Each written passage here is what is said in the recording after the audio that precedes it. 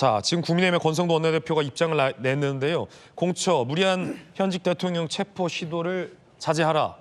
권성도 원내대표는 공수처가 내란죄 수사권이 없는 공수처가 이 수사를 멈추고 경찰이 이첩해야하라라는 입장을 조금 전 냈습니다. 권성도 원내대표는 공수처는 판사 쇼핑 지적이 나와도 할 말이 없다. 다음에 강하게 현재 공수처의 체포 시도에 대해서 비판했는데요. 서진부 대변인 어떻게 보십니까? 그러니까 저게 김용태 의원님을 포함해서 국민의힘이 내란 특검을 이제 찬성을 적극적으로 하고 최상목 경제부총리 대행이죠. 내란 특검을 거부하면 안 되는 겁니다.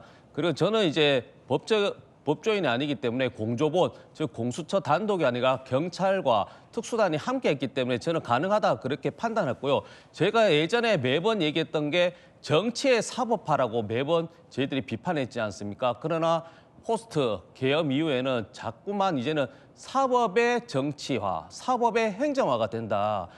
여러 가지 논란이 있지만 결국에는 법원이 체포영장을 발부한 겁니다. 그러면 상권 분립의 기초에서 저는 그에 응해야 된다는 것이고 수사하는 과정에 저것이 불법이다. 즉 공수처가 불안정한 주체이기 때문에 그때는 증거 여러 가지 것들이 불법이기 때문에 배척됩니다. 그렇게 하면 경찰 측이 불리하겠죠. 그리고 공수처도 불리하겠죠. 그것을 윤석열 대통령 입장에서는 이후에 그걸 이야기해야 되는데 본인이 사법부도 아닌데 국민의힘이 사법부도 아닌데 권성동 원내대표가 사법부도 아닌데 불법으로 낙인 찍는 거는 불법 선거의 제시즌2, 불법 재판을 계속 강조하는 거랑 마찬가지이기 때문에 이런 불법성을 주장할 수는 있습니다. 그렇다면 그것을 재판부, 법원이 체포영장을 발부했기 때문에 그 이후에 수사 과정에서 당당하게 밝히시면 되는 겁니다. 네, 정진석 비서실장의 입장도 나왔는데 공수처의 체포 협조 요청을 정진석 비서실장도 사실상 거부했습니다. 대통령실은 3일 공수처가 대통령 비서실장 앞으로 보낸 체포영장 집행 협조 요청 공문과 관련해서 대통령 비서실장은 대통령 경호처를 지휘 감독할 권한이 없음을 알려드린다라는 내용을 회신한 것으로 확인이 됐습니다. 대통령 비서실장은 사의를 표명했다가 입장을 바꾸고 잔류하기로 했는데요. 비서실장은 경호처를 지휘할 권한이 없다라며 경호처를 지휘할 권한에 대해서 공수처의 요청을 거부했다 사실상 이렇게 지금 풀이가 되고 있습니다. 그러니까 대통령실도 대통령도 이 공수처의 체포 시도에는 협조할 생각이 없다라는 것은 분명해 보입니다. 그러니까 지금 어제 이제 공수처에서 체포 시도를 할 것이라고 각 언론에서 알려진 뒤로 네. 우리 국민의힘도 그렇고 그 대통령실도 입장이 조금 이제 좀 신중 모드로 좀 들어섰다고 생각을 합니다. 네. 그러니까 지금 비서실장도 지금 명의가 나온 게 이게 비서실장의 권한이 아니다. 경호처가 관할 일이라고 지금 이야기를 하고 있는 것이죠.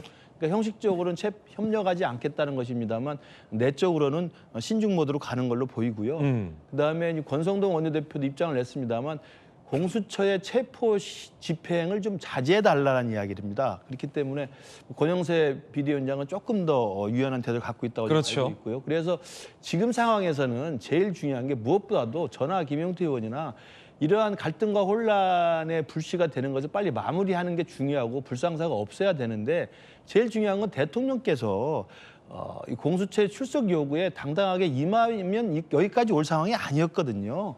저는 그 부분에 대해서 대통령께 가장 안타까움이 있습니다. 그러다 보니까 결국 대통령을 지지하는 분들은 지지하는 분대로 분통이 터지니까 더욱더 극렬해지고 또 대통령을 반대하는 분들은 반대하는 분들대로 왜 체포하지 않냐고 하니까 더 분노가 커지는 거거든요. 저는 이게 뭐 구속을 한다든지 재판을 해서 유죄를 판결한다는 게 아니라 수사를 하니까 조사하겠다고 나오라는 거 아니겠어요? 그러면 뭐 저도 정치를 하는 입장에서 매번 말씀드립니다만 이런저런 방송에서 발언이나 페북의 발언으로 명예훼손으로 고소를 많이 당해요. 그럼 경찰서에서 연락이 옵니다. 고소장이 제출됐으니 조사를 합시다. 그러면 제가 그걸 거부한다고 집에서 농성을 하면 되겠습니까?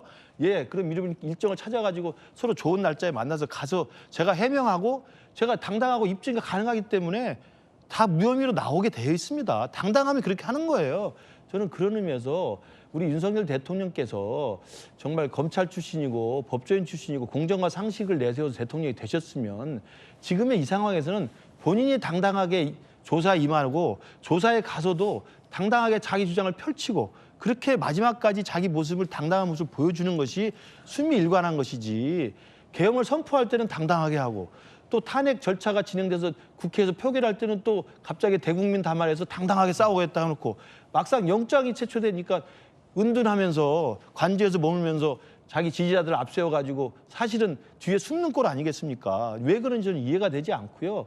뭐 이런 말씀까지 드리긴 좀 그렇습니다만 지금 대통령께서는 지금 반국가 세력이나 정북 세력과 싸우겠다고 하시는 분 아니에요? 저는 정치는 전투가 아니라고 생각하는데 대통령께서는 전쟁으로 생각하시는 거예요. 물론 전쟁을 걸어온 건 민주당 쪽이 많습니다만 그러면 전쟁을 하시는 분이고 전투를 하시는 분이면 일단 패장이 됐잖아요. 전투를 하고 전쟁을 위해서 계엄을 선포했는데 실패했어요. 그럼 패장이에요. 패장은 어떻게 됩니까?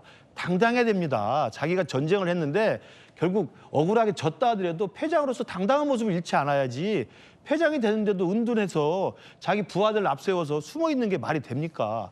제발 좀 소환에 당당하게 임했으면 여기까지 이 지경까지 오지 않았다 말씀드리고 공수처도 무리한 집행 지금 시도해서 불상사 내지 말고 오늘은 철수하고 정말 논란이 없고 그 대통령 측에서 빌미를 주지 않을 정도의 완벽한 체포영장 청구를 다시 하시라는 말씀드립니다. 예.